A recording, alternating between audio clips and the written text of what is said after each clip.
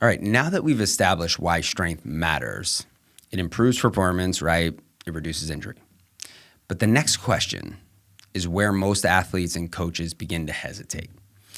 How should we actually begin or do training in season? This is where the conversation typically shifts from physiology to logistics. You see, athletes are throwing, they're traveling, they're competing. Recovery becomes hard to manage. Workloads obviously start to increase as the season goes on, and as a result, strength work often gets pushed to the margins or abandoned entirely. But when we look at the data, a different picture emerges, one that tells us not only that in-season training is possible, but that it's probably essential, and that the type of training we choose has a direct impact on how well the athlete will actually maintain or even build their performance capacity. So let's look at what the research says. A recent study examined high school baseball athletes across an entire competitive season. The researchers split players into multiple groups, each with a distinct training method. One was resistance training alone, the other was plyometric training alone, and then the final was a combined protocol using both. All of the groups trained twice a week throughout the season. What they found was not maintenance. It was improvement, actually. You see, every cohort, regardless of the training type, saw some increases in strength, vertical jump, and throwing velocity, but all paired in comparison to the results that were seen by the combined group. Those doing both resistance and plyometric work saw the most significant gains. This is an important point for two reasons. First, it shows that athletes can actually gain physical qualities in season, not just preserve them. That challenges the widely held belief that the competitive window is a time to basically coast physically from a training perspective. Second, it tells us that modality matters.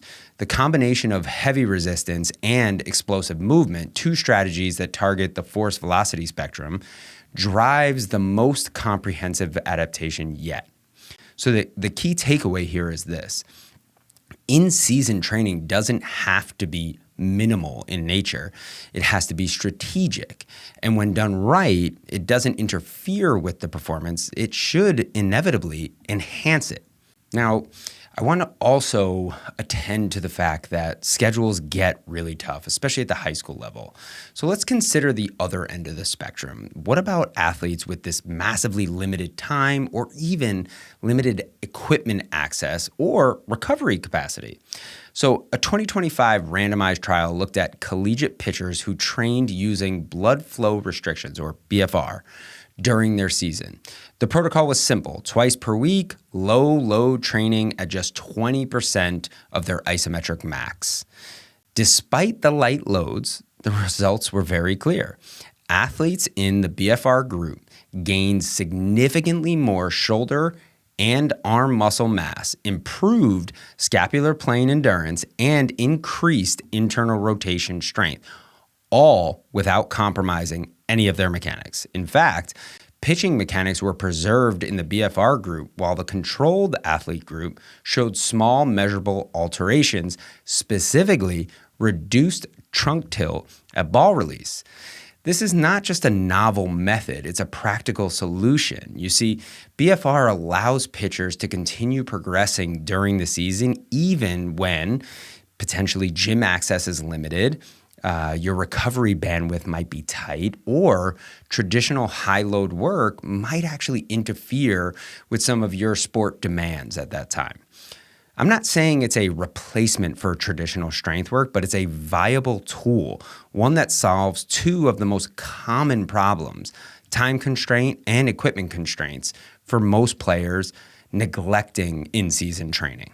So let's be clear here. The point here is not to advocate for doing more simply for the sake of doing more, right? It's to illustrate that intelligent in-season protocols, whether high load, low load, or combined, produce real measurable outcomes.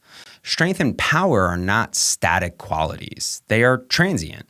If we want to hold on to them, or better yet, continue to improve them, well, then we need to provide the right stimulus in order to do so. So for most pitchers, that means likely incorporating both resistance and explosive work when the schedule allows, and potentially leaning on low-load efficient tools like BFR when it doesn't. You see, the right training plan doesn't compete with your throwing schedule, it complements it. It stabilizes your physiology so that your mechanics can remain consistent, efficient, and ultimately your body can remain resilient. And that probably brings us up to this next practical question, which is, if training in season is clearly valuable, well, how often do we actually need to do it to retain benefits or even progress our preparation that we have been doing in the offseason? And this is exactly what we're going to explore next.